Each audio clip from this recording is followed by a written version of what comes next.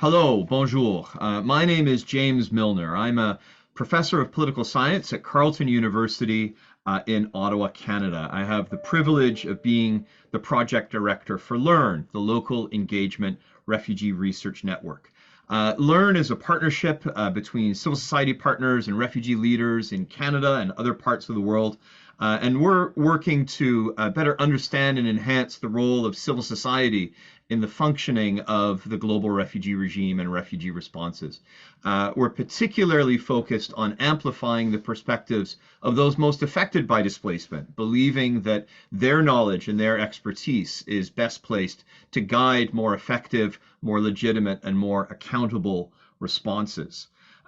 I'd like to begin by acknowledging that the land on which I reside and on which Carleton University is found is the unceded land of the Algonquin Anishinaabe Nation. I say this not only out of respect and protocol, but out of a recognition that these questions of voice and power, dislocation and dispossession that we're discussing in the webinar today are very much a part of the history of the land on which I live and work. Let me say how delighted I am that there were over 116 people registered to attend this webinar today, and I see that others are still joining us now. So welcome to all, Karibu Sana.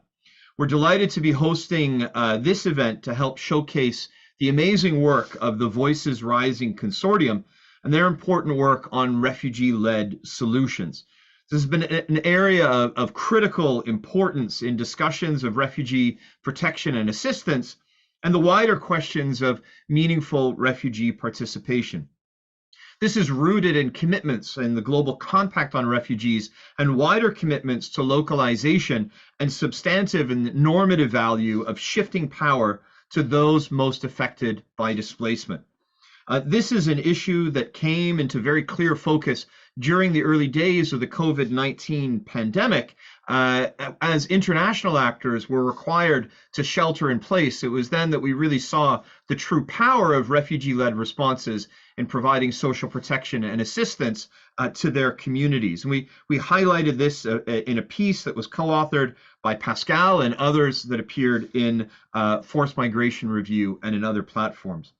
This is also part of a much broader shift that we are seeing within the global refugee regime and the emerging norm of meaningful refugee participation, as outlined in this article that was co-authored by two of the managing directors of RSEAT, Refugees Seeking Equal Access at the Table.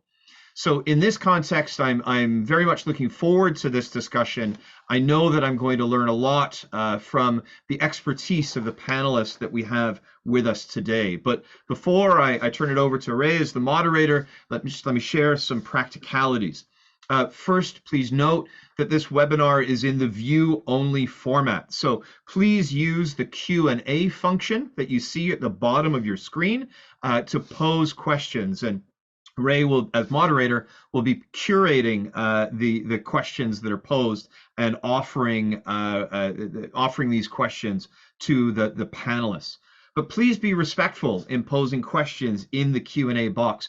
Inappropriate behavior and the use of hurtful or harmful language will lead to your removal from this webinar.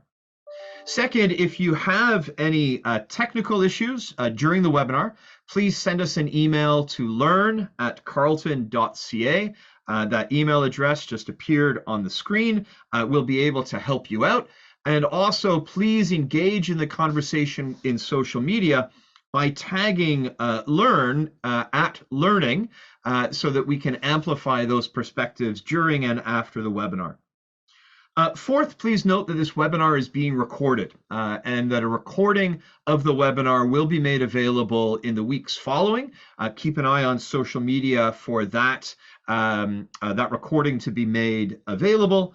And finally, please note that after the webinar, you will be receiving a survey by email. Please do take a moment to complete that survey as it helps us improve the webinar experience. So with that housekeeping out of the way, let's get down to the most important business, which is the conversation with our panelists today. It's my great pleasure to hand proceedings over to the moderator of today's event, Rai Friedman. Rai is founder and CEO of the NGO Global Rights Defenders, which advocates for refugee and human rights worldwide.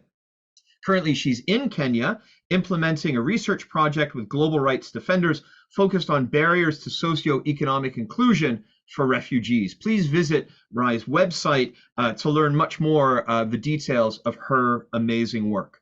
But with that, I'm going to get out of the way and Rai, turn proceedings over to you. Rai, karibu sana, over to you.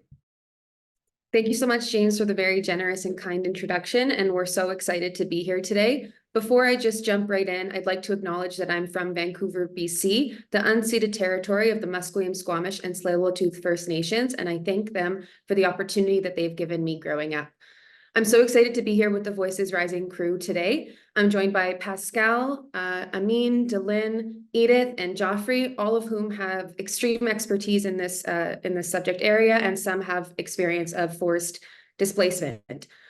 We'll be discussing the Voices Rising conference today and the recommendations from the report. So please feel free to check that out in the chat if you want to see anything further. Our goal today is to demonstrate the challenges and barriers that refugees face at Kakuma refugee camp and Kolobaye settlement, as well as highlight the need for partners or individuals to participate in our call to action. So please feel free to explore the survey that we've created for you interested folk who are attending today. I would like to just jump right in and say thank you for attending. And I will ask Pascal the first question. And Pascal, feel free to give a brief introduction as well. Can you please explain what the Voices Rising Refugee-led Solutions Conference 2023 was, and why was it so significant? Thank you so much, Rai. My name is Pascal Sigashane, committee member of Voices Rising Refugee-led Solutions. And thank you again for having me, and also LAN for giving us the platform. Well, the conference is an event that was organized by 3 refugee-led organizations. That is Solidarity Initiative for Refugees, Humanity Hands, and also Action pour le Progrès, which is an organization that I lead. But again, we couldn't organize this conference without the support of ILO, UNHCR, RCID, and also LAN, NRC, RCK, WUSC, and HIAS Kenya, and also Global Defenders, Global Rights Defenders. We couldn't have this without the support of these organizations. They came in to support us to have this event happening in Kakuma. So the event was very significant in, because of several reasons. One of them being that the event was to highlight the importance of refugee-led organizations in addressing the challenges that refugees are facing in Kakuma and Kolobaye. However, again, the conference was an opportunity for INGOs, NGOs, and the government of Kenya to find space to partner with refugee-led organizations in addressing or supporting them to achieve sustainable solutions. The other significant importance of this conference is that we did it to line it with the global compact on refugees, which particularly focuses on promoting meaningful engagement with displaced and also their host communities. So we had it to make sure that we're also promoting this kind of meaningful engagement with INGOs on ground. And if you look at those who participated in the conference, we had around 65 organizations participating in this conference. Out of the 65, we had at least 9 donor organizations that were there. We also had private sector organizations that are operating in the private sector. We also had financial institutions that were as well. And the government of Kenya was, of course, represented by the Department of Refugee Affairs in the conference. We also had refugee-led organizations and also community-based organizations that are run by the host community members. And when you look at all that, the other aim for us to have this event was, when you look at what is happening at the big level meetings, and most of these big level meetings are happening outside of Kakuma refugee camp, outside of urban areas. And for us, we are kind of like, how these decisions have happening in high level meetings implemented in camp setups. And you find that those who are operating in the camp setups are not in these big high level meetings. So we thought it was good to have this conference so that we bring these organizations on board, so that we start having these honest conversations on how they can support refugee-led organizations to achieve these sustainable solutions. So that is the big reasons why, or the significance of our conference. Thank you, Rai, and back to you. Thank you so much. And it was extremely impactful watching people with forced displacement experience as co-panelists with people from UNHCR and ILO. And it was quite an impressive event that had taken place. So thank you for demonstrating that in your answer. Amin, and please feel to give a brief introduction as well. But what did you hope to achieve through organizing and hosting the Voices Rising conference? Thank you so much, Rai. My name is Amin Bolis. I'm the founder and executive director of Humanity Hands, which is a refugee-led organization.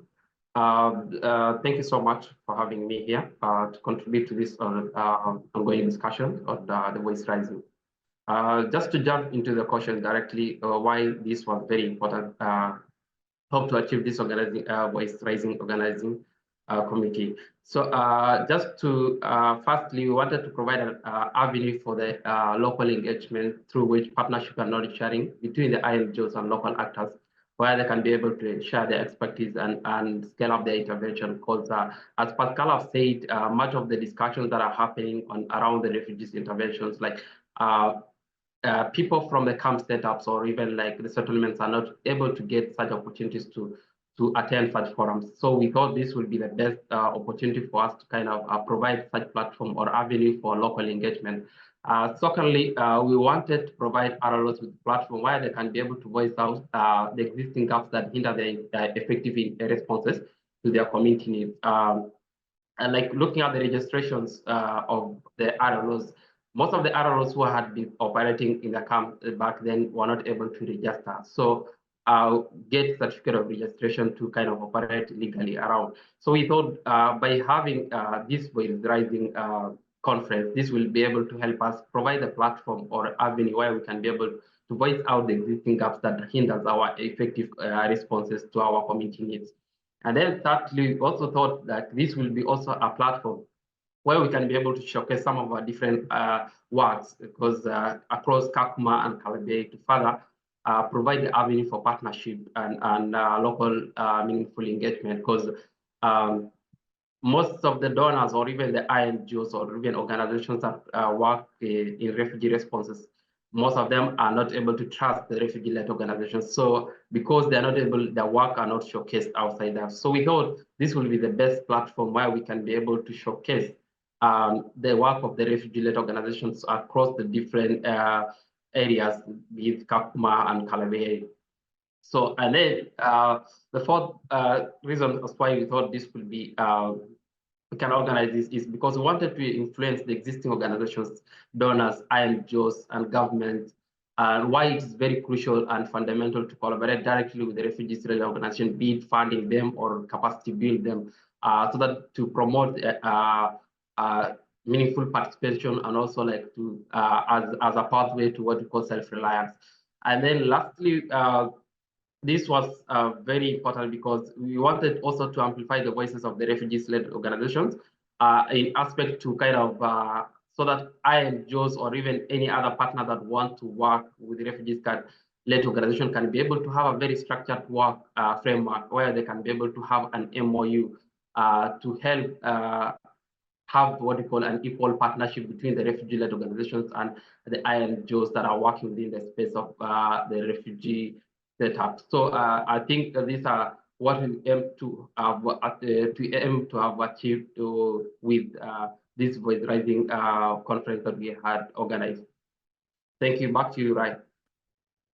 Thank you so much for that insightful answer. And you touched on some excellent points, especially being that nobody knows the issues that are happening within Kakuma and Kolobae more than the refugees themselves. And so for them to host a conference and be able to use their own voice to speak to those subject matters and to try to procure partnerships is extremely impactful and strong. So thank you for demonstrating that for us.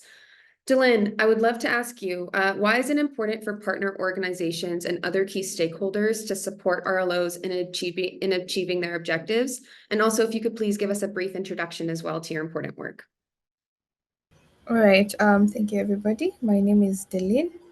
Moving to the question that you just asked, I believe partner organizations and RLOs are able to get a lot from each other. With the ongoing work of different organizations for the many years that all these organizations have been working, it's time that we see more impact and sustainability in the different solutions that partner organizations have been able to offer. So the importance of, let's say, for example, ILO working with Solidarity Initiative for Refugees, is that ILO is assured that whatever they've started with Solidarity Initiative for Refugees is able to continue within the communities. And of course, as much as there is exchange of knowledge and learnings from both the refugees, I see it as empowerment of displaced populations across Africa, across Kakuma, and also across the globe in the next few years. Thank you, Rai. Thank you so much, Deline. And of course, Deline is working with Solidarity Initiative for Refugees. She's doing an incredible job there. So thank you so much. Edith, I would love to ask you, how have partner organizations at Kakuma supported RLOs? And what more do you believe needs to be done? And also, if you could give us a brief introduction, that would be wonderful. Thank you, Rai. Good morning, good evening, everyone. My name is Edith Ingutia. I am the Livelihoods and Economic Inclusion lead for UNHCR in Kakuma, and I'm happy to have worked with refugee-led organizations for quite some time now.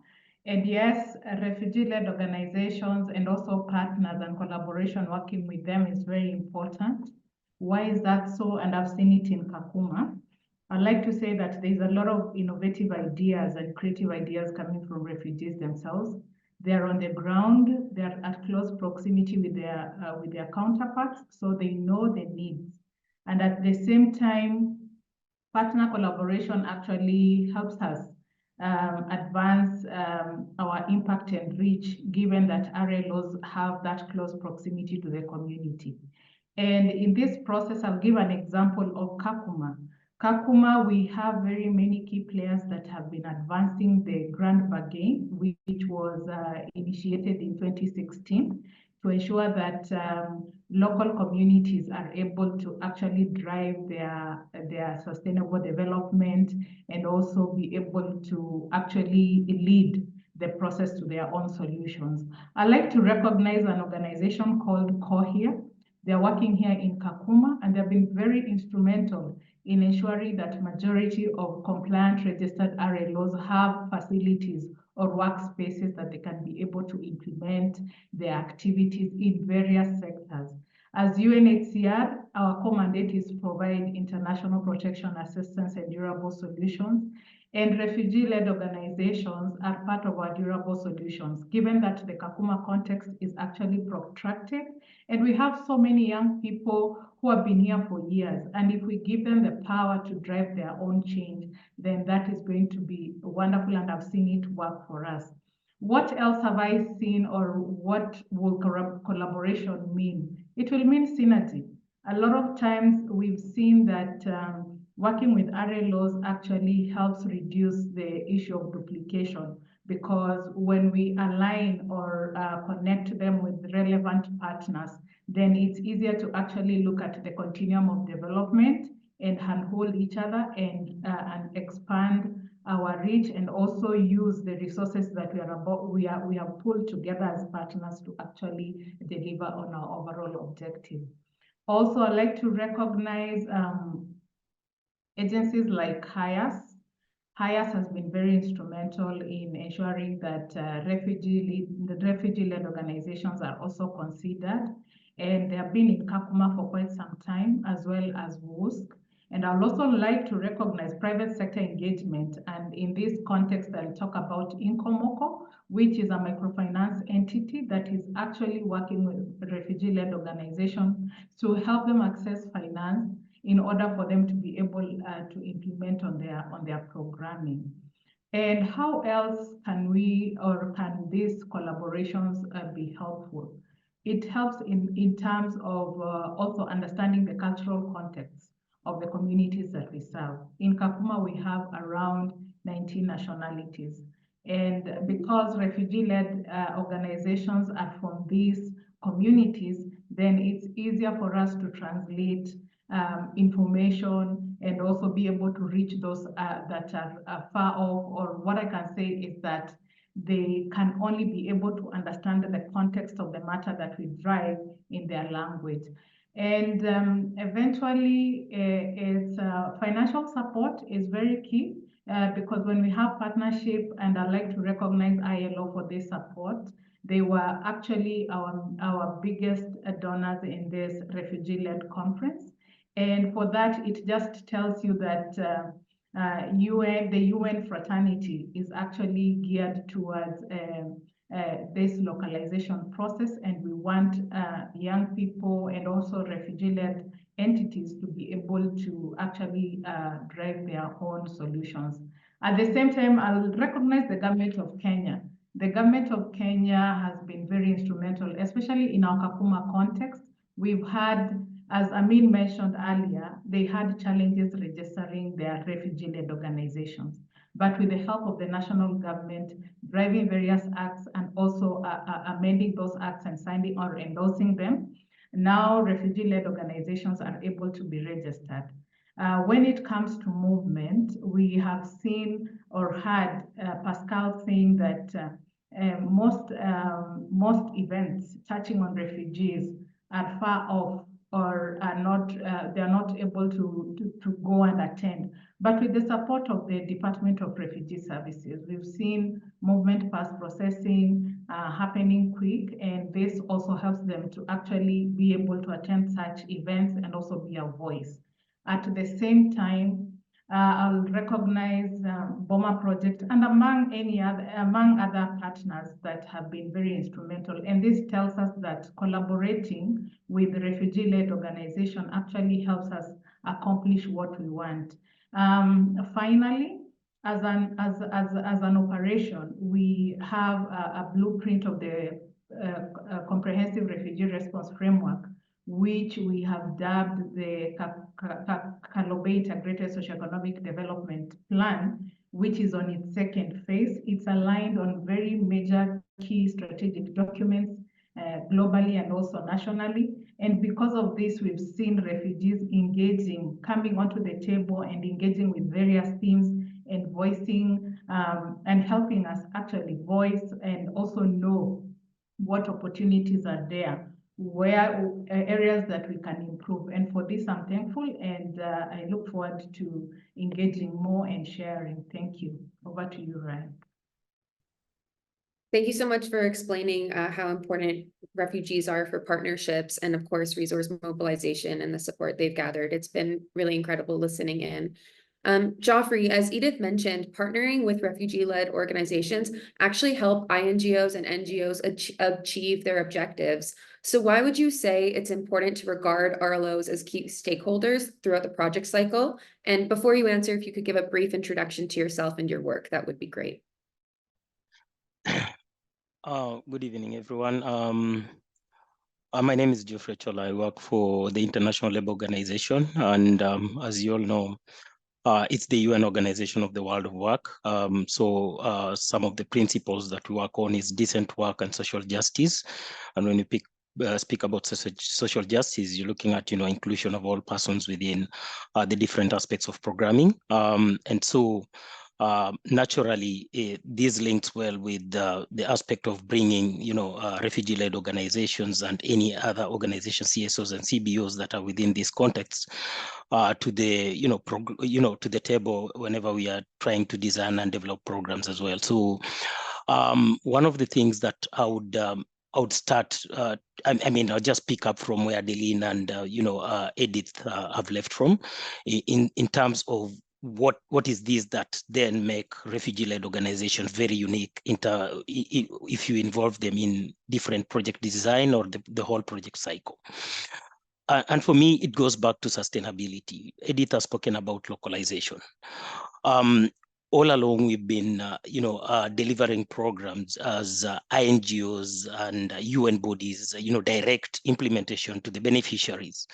And whenever, we have funding that is stipulated for a particular period of time, and whenever this funding comes to an end, those programs and projects end at that particular point.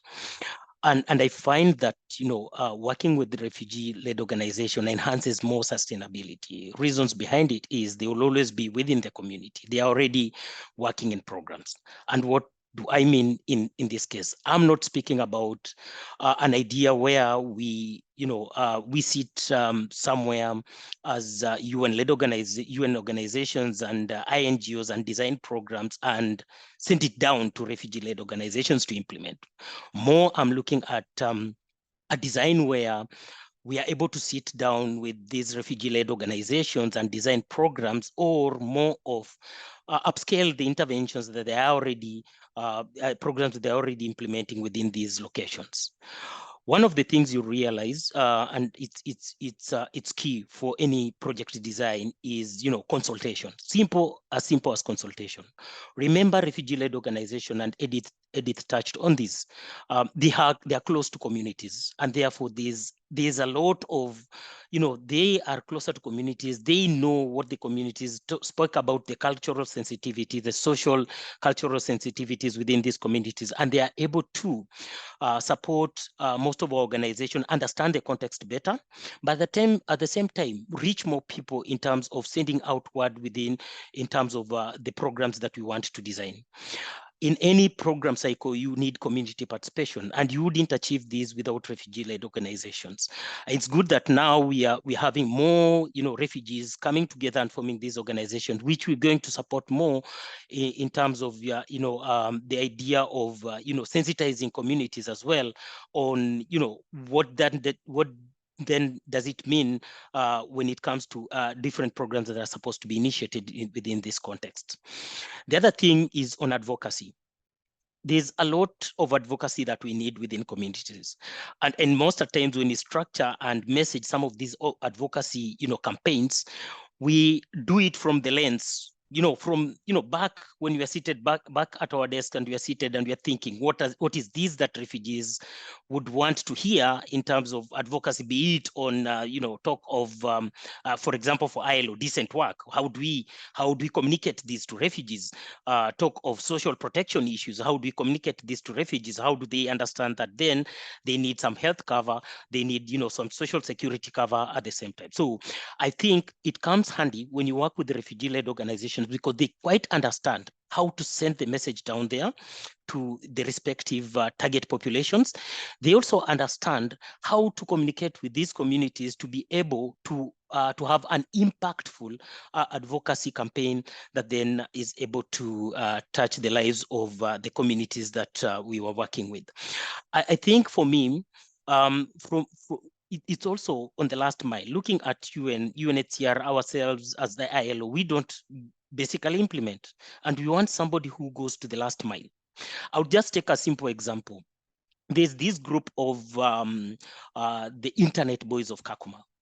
We know the multi internet service providers in Kenya who cannot meet the last mile to get to the communities out there. We also have this concept of community network schools, which I see being implemented by so many RLOs, putting up co-working spaces for communities to access internet solutions. And I'm just thinking, looking at Safaricom, looking at Airtel, they will be able to provide internet to a certain level. But when you want to reach the last mile, You need an organization that is deep within the community, that has really blended with the communities to be able to provide these solutions as well. So in short, what do I mean? I mean, when we are designing programs, the refugee-led organizations should always be at the center, from the point that you're consulting, from the point where they're contributing to the design process. And I look at it in two ways. You can have them as either partners to your programming, where you design and they implement the program. They see the different aspects of the program to, monitoring and evaluation, the whole program life cycle. But you can also see them as leaders. As leaders, we are looking at what are these interventions that refugees are already working on, and how can we be able to build up on that to more support them and build their capacities and strengthen their capacities so that they are able to deliver on the various programs that we are working on. So for me, it's all about partnership and enhancing their capacities to come out as leaders so that they are able to implement even without our support in future. Thank you. You really touched on some incredible and powerful points. And I just want to remind the audience as well, because Geofrey just gave so many incredible pieces of information to all of us, that feel free to put a question or a comment in the Q&A. We're definitely going to have a session afterwards, and we would really like to hear your thoughts or your comments or anything for our panelists. So please feel free. Geofrey, of course, you were talking a lot about capacity sharing, and I would like to learn more about what that means. And so, Pascal, could you please explain what capacity sharing activities are, and then describe some of the key challenges that RLOs have faced in having meaningful capacity sharing activities with partner organizations? Thank you, Rai. Sometimes we look at capacity building. When you go outside there and talk about capacity building, sometimes people look at it as like refugees-led organizations have got no capacity, maybe to write a proposal, maybe to write a report, of which at some point it is not the way we also look at capacity building. Capacity also look at it as enabling the refugee-led organizations with the resources so that they can bring on board staff who are able to support the administration and other key areas that they need. That is also capacity. And also we look at capacity in terms of, let me give an example, not because Edith and Geofrey are in the call. With the presence of Edith at the Department of Livelihood and Economic Inclusion, we've seen her bringing refugees-led organizations and also those who are doing businesses, exposing them to potential partners. And at the end of the day, you find these partners bringing resources to these refugee-led organizations and business owners. And you find them now employing many refugees and also host community. We also look at capacity in that way, although people look at capacity, most those who interact with the refugees, as people who are not able to write a report, who are not able to write a concept note. But for us, we look at that capacity also in terms of having resources so that we are able to bring on board staff that we need to work with us. I think some of the key challenges that RLOs have experienced in terms of capacity sharing is inadequate resources. When I talk about inadequate resources, you find most RLOs do not have assets to facilitate that capacity building. Like Geofrey said, what they're looking at is also to strengthen the capacities of refugee-led organizations. But in most cases, you find that refugees lack those resources that enables them to facilitate the capacity. For instance, we lack resources to bring like an expert to come and, lead a training on something that an organization needs, let's say financial capacity. There is lack of resources to bring an expert on board to also train people. But there is also a problem with lack of information. Some refugee-led organizations lack information, and when they lack information, they also miss out the opportunities outside there that they can take advantage of.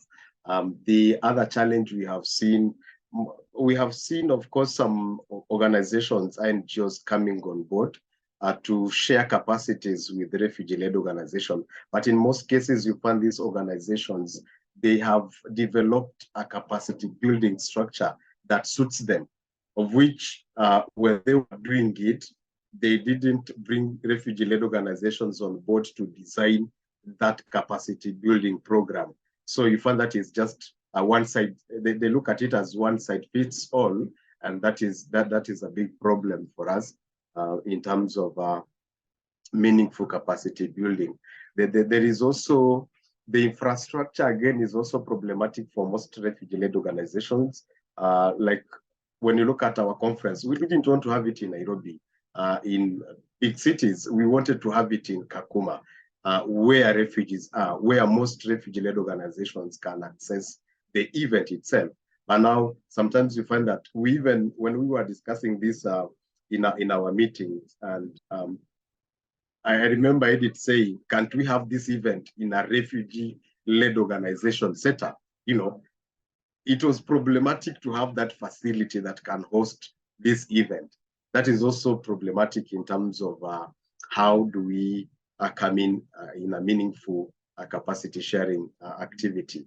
The infrastructure is also a problem to refugee-led organization. The other challenge that is there, although the Minister of Interior has gazetted that all refugee identification documents should be recognized, but there's still a problem in terms of the synchronization of these documentations that refugees are holding. If, for instance, a refugee wants to access a capacity building outside Kenya, then this person will need a convention travel document, of which it will also lead to several other documents you'll need to have, like the alien ID. And it also takes a long process, like a long duration to get it. The process is okay, but the duration to get it remains also a problem for the refugee-led organizations, leaders, to get those kind of documents that can allow them to grab opportunities outside there. So that is it, right? And back to you. Thank you so much. Yeah, we could be here all day talking about many of the key challenges, but I think you talked about some very important ones, so thank you. We only have a few more minutes to ask our panelists some questions before we invite the audience in to ask some questions. So I just want to follow up with Deline here. Pascal was talking about inadequate resources, and Geofrey was speaking about how the refugee populations live within closed communities. And so if you're unable to pay for experts to come in and have those types of communication channels, maybe you could talk a little bit about some of resource mobilization within Kakuma.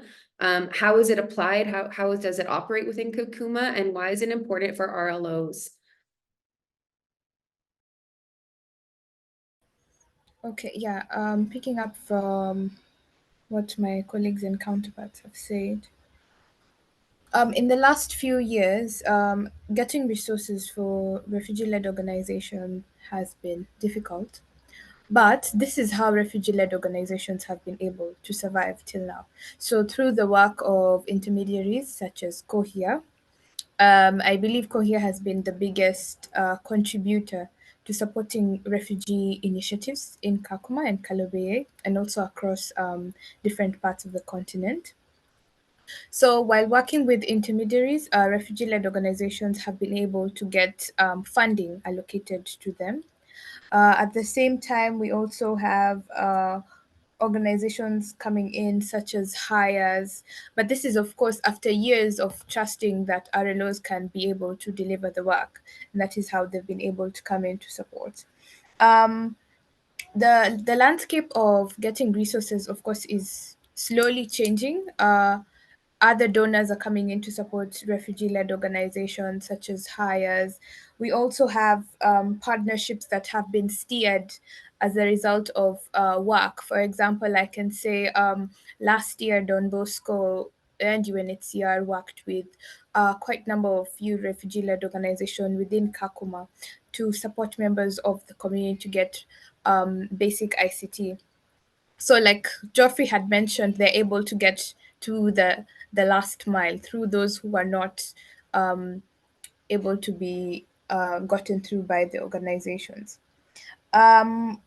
I can also add that there's also a lot of private sector partnerships that are coming in to support small businesses, SMEs, to strengthen, of course, their business skills training, and then offer them startup kits to be able to continue their businesses or their refugee-led initiatives.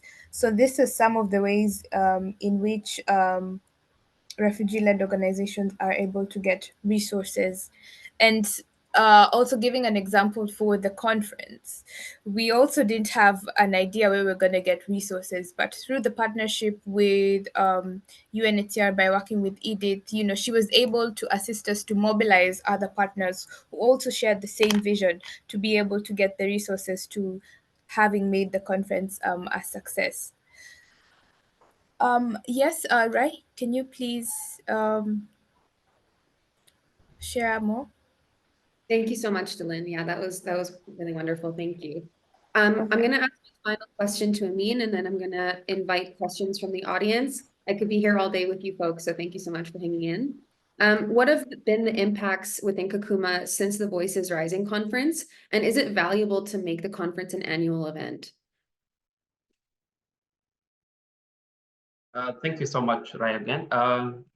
Looking at the impact after the conference, I think as Geofrey and a few other speakers have talked about refugees being trusted or like given some support, and I think looking at it like this year, immediately we are able, after the conference, we are able to kind of get some support while UNHCR through barefoot to food boots through UNHCR supported the refugee-led organization with gadgets, that's laptop, in order to boost up their operations, which I think we find it to be very much impactful because they're able to kind of scale up their interventions in different areas.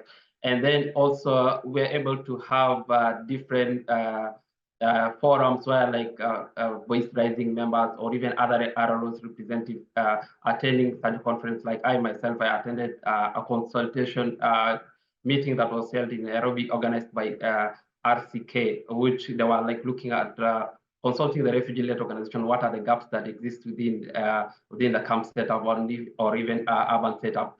So, and then also we look at somebody like Pascal has also attended the GRF, which happened in December. So this, I think, because of we saw like the people saw there's a need to have the voice from the refugee setup, and that's why he was able to kind of attend. And then as Deline has talked about the issue of the direct funding, which I think we really appreciate COHIA as one of the key partners who have been like first initiating the supporting the refugee-led organization directly, which currently they're able to kind of support or even like increase more partners into their partnership scales, which I think this has been one of the greatest impact of the Voice Rising refugee-led conference. And then also like, as Edith have talked about the issue of registration, I think since the year 2017, it was very hard for the refugee-led organization to kind of get registered. But with the Voice Rising, we're able to kind of bring on board the different actors, that's the government entities, INGOs, and also the private sectors, where we are able to kind of air out some of the key gaps in registration, and which I think the 2 weeks after that, refugee-led organizations were almost 57 refugee-led organizations were registered and issued a certificate of registration. So, and I think these are kind of some of the impact that has happened after the Voice Rising conference that we had attended. We had organized. I mean, so I think this was quite very impactful because this has increased a level of participation and also like direct funding of refugee-led organizations to support their different interventions. Thank you. Back to you, Rai. Thank you so much for giving that comprehensive answer, Amin. I really appreciate it. To stay on track of time, I'm only going to have time to answer or to ask a few of the questions that were in the chat, but I've taken note of all of the questions here. And when we circulate materials afterwards, we'll do our best to answer some of your questions. I have a question from Bouay Peter, and I sincerely apologize if I mispronounce your name. This question was for Pascal when you were talking about capacity sharing, Pascal. Given some of the challenges that you mentioned for capacity sharing activities, what are some of the best practices or tips to mitigate those challenges as a partner or organization who wants to work with an RLO?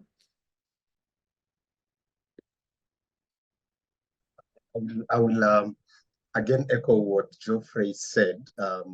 It's also good to have like an RLO as a partner organization to inform your programming when you are developing this kind of meaningful engagement or capacity sharing with RLOs. That is key. It's good to have an RLO on board. It's good to bring those RLOs on board so that they can also inform the capacity sharing you want to bring on board. But also it's good to also think about enabling refugees to have some administrative support, resource support, because in most cases you find that RLOs are given funds just to run activities, but no funds to support the administrative team. That also is not going to help RLOs to actually mitigate these problems. Also thinking about the infrastructure is also key. You find most RLOs are operating in centers that have no access to internet, have no access to electricity. And when you don't have access to electricity, you don't have access to internet, of course, you will not have access to information, and you don't have access to information.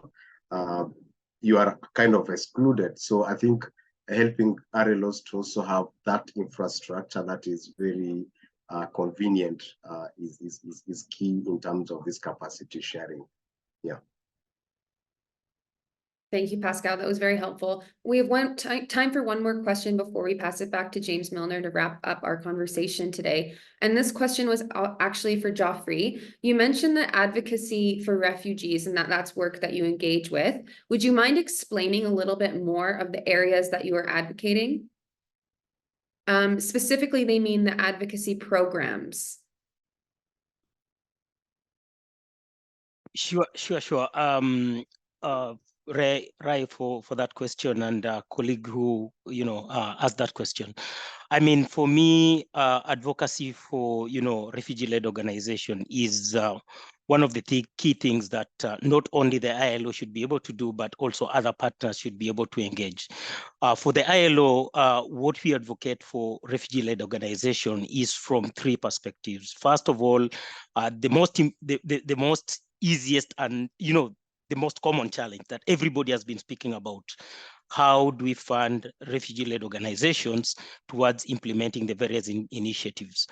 And we know, and I think Pascal mentioned the issue, actually Pascal or Amin mentioned the issue of trust that different organizations would have, especially in putting money or allocating budgets for refugee-led organization. I think until I think with the lead of UNHCR, until the moment we started talking about localization of initiatives and programs, partners were not thinking about how do we work with refugee-led organizations to enhance sustainability. So that's one area of advocacy, and what we advocate with for, especially when we bring up, we want to implement a program either in Kakuma or Dadaab, we ensure that the partner we want to work with has to have a partner as the refugee-led organization, because there's no way we would, as the ILO, will continue encouraging, providing funds to international NGOs while we are not building capacities of refugee-led organizations. So it's most important where there's a little bit of joint fundraising between the INGOs and the refugee-led organization. The other one is advocacy on technical support. I think we all don't want to do the work at times. At times, we try as much as possible to see the easier way around it. And always the easier way around it is funding bigger organizations that have already put structures in place and not really investing a lot in capacity building or technical support of refugee-led organizations to get to that level as well. So our advocacy has always been, coming coming down to the refugee-led organization and really working closely with them to be able to design and develop programs that they could be able to implement. Because as much as we would think that then we are able to implement most of these without their support, I mean, I mentioned this after 1-2 years, you know, the program itself that you had started within that location is forgotten about because nobody else is going to implement. And lastly, knowledge sharing and learning session. A very good example is what we are doing right now. Putting the refugee-led organization at the center of the discussions, at the table where we are discussing some of these pertinent issues. When you talk about work permits, what do they think about it? When you talk about, do no harm principles, what do refugee-led organizations think about it? When you talk about sustainable development goals, where is the action? And I think we need to get to a point where most of the sessions and knowledge sharing sessions that we have, and a very good example is the voice raising. So many people had to speak. Refugee-led organizations had to bring their issues to the table. They had to bring the best practices that they do within the different locations, which we didn't know about them. So advocacy for us is on those three perspectives, where you think about partnerships, where you think about knowledge sharing, but most importantly, also when you think about technical assistance, holding hands of refugee-led organization towards implementation, the whole framework of project cycle. Thank you. Thank you so much. It does look like we have time for just one more answer. And Edith, I would love to ask this question to you. Our colleague in the chat has asked, what is missing for RLOs to be able to stand on their own without requiring support from partners? Thank you for this question. First of all, RLOs are just coming up. That's what I can say as a start, because initially they were not registering, so they were not compliant. Therefore, many doors of opportunities could not access such. So as RLOs are coming up, basically they need to be handheld. There is no one who's born and starts talking. So it's a process. And for this reason, RLOs as at now, from 2022 going forward, it's a good, they're at a good place, and it's an opportune time to be handheld by partners. One of the things, why is partner handholding very important? I'll give an example. You'll find an entity, an RLO doing early childhood development programming. They might not be recognized by the Ministry of Education and have a partner like LWF, FCA, and even UNHCR education unit coming in handy to support them acquire this documentation. So it's very necessary as at now, we ensure that whatever structures that are existing with those, with agencies that are already on ground will be helpful to help RLOs transition into being independent entities. At the same time, I'd also like to appreciate the UNHCR, not just because I work with them, but we've seen UNHCR advocacy efforts really making a lot of changes in the refugee context, especially in Kenya. I'll talk about the Kenyan context and also as the Kakuma context. Why am I saying so? I'll give an example of, we have the Refugee Act of 2021. The regulations just were released a week or so ago. What does that mean? It means these conversations, the advocacy efforts is actually enabling, creating an enabling platform or process such that refugee-led organizations are actually able to engage more. And I like the fact that Pascal has said the issue of synchronization. Synchronization can only occur when UNHCR advocacy efforts together with the government and other relevant ministries, both at national and county level, are addressed so that these stumbling blocks are removed. Another recognition for UNHCR is that we are the first agency since 2017 to recruit refugee UNVs. And I have seen this one having a ripple effect whereby I've seen UNICEF doing the same. And this to me is an advantage because you find that these young people are actually able to bring on board issues that are affecting the communities back home. And if they are attached to an RLO, it's easier now to understand the workings of how organizations work or big organizations work in order for them to be able to get opportunities. At the same time, we are in the works as UNHCR to establish a refugee-led board as an outcome or as an offshoot of the Global Refugee Response or of the Global Refugee Forum. And at the same time, I have seen UNHCR taking the lead for the past 2 years, ensuring that at HQ level, RLOs globally are actually in our database so that we can easily engage with them. So it's very important to still work with partners, and I appreciate that question. And I think this question should be looked into 2 or 3 years down the line, and let's see, has it worked? Are refugee-led organizations able now to stand on their own? Thank you so much, and over to you, Rai. Thank you so much, Edith. It looks like we have time for just one more question. One of our colleagues here have asked how RLOs have partnered or collaborated with academic researchers, and also about elderly refugees that are living within Kakuma. They're interested to learn about how to amplify their voices and what their participation has been, and also what RLOs want out of academic partnerships. It's kind of a two-sided question, and I'm going to give that to Pascal. Thank you, Rai. And I think I tried to write something for him in the chat. We've not had so many academic institutions coming on board. The only vocal one that I've seen is Carleton University through Land Project. They're working with an RLO. I mean, the one I'm leading we have a partnership, and we do a lot of research together, because for them, they don't see a reason why a white Muzungu should come from the global north and do research in Kakuma. So we work together in that.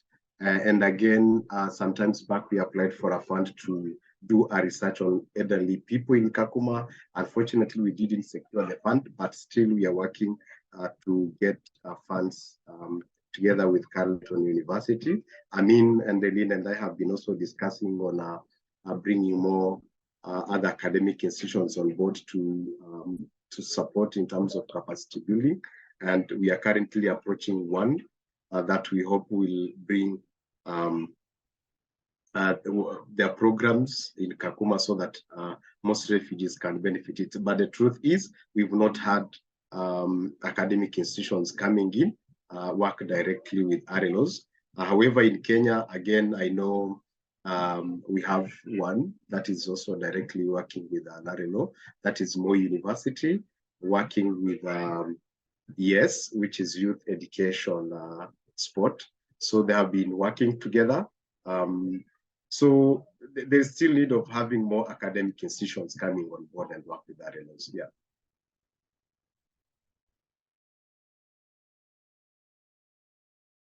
Thank you so much, Pascal. And for those of you whose questions weren't answered today, we will absolutely do our best to answer them at a later time. And thank you so much for participating. Just as a reminder, if you want to see our report, go to www.globalrightsdefenders.org. Go to the reports and publications page, and you'll be able to see the full report, as well as the recommendations for potential partners on how to increase capacity sharing or resource mobilization. So some of your answers are there to both the challenges and solutions that exist within Kakuma. Lastly, also, I would like to invite you to fulfill the survey that we've provided to you of how you would like to get involved if you're a partner organization, academic institution, or individual, and you want to meet with the Voices Rising team later. We've created a survey for you to collect that information and would love to meet you at a later time. Otherwise, thank you so much for giving us a full hour of your time. We've so appreciated having this open discussion. And James, I would love to pass this back to you. Thanks so much, Ryan, and thanks to all of the speakers. I've just put in the chat box the first 2 lines of paragraph 34 of the Global Compact on Refugees that it was affirmed by the UN General Assembly in 2018. And it says that responses are most effective when they actively and meaningfully engage with those they are intended to protect and assist. I think this conversation today reminds us that meaningful refugee participation and the active inclusion of those most affected by displacement is not only a morally right thing to do, it's a substantively useful thing to do. That what's valuable in this is not only the lived experience of RLOs and refugees, but the expertise that they bring. I really do echo the encouragement for everyone to read the report and to get involved. And I'm really grateful to everyone who contributed to this discussion, but also to the leadership of global rights defenders in producing this report. So, Rai, thank you for moderating the talk. Thank you to all of the speakers for your contributions and your reflections. I always learn so much in listening to colleagues that are, actively engaged in these contexts every day. So my sincere thanks. Asante sana. I'd also like to say thank you to the Learn team for the work behind the scenes in making the webinar work. Please, everyone, do keep an eye open for the survey that will follow by email after this webinar. Please take time to complete that to help us improve the webinar experience. And keep an eye on social media, as we'll be posting the link of this recording in the coming weeks. But that's it. And so just for me to say to everyone, asante sana na kwaheri. I hope everyone stays well and stays safe. Thank you for spending this time with us. And until next time, thank you so much.